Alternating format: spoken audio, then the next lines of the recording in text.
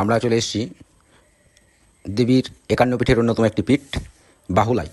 সেটি আমরা এসেছি কাটোয়া স্টেশন থেকে, চলে এসেছি কাটোয়া বাস স্ট্যান্ড এবং সেই বাস স্ট্যান্ডে বাস ধরে উত্তর দিকে অজয় নদী অতিক্রম করে প্রায় ১০ থেকে ১২ কিলোমিটার দূরে কেতুগ্রাম নামক স্থানে, এবং এই কেতুগ্রামে অবস্থিত শক্তিপীঠের অন্যতম শক্তিপীঠ বাহুলা।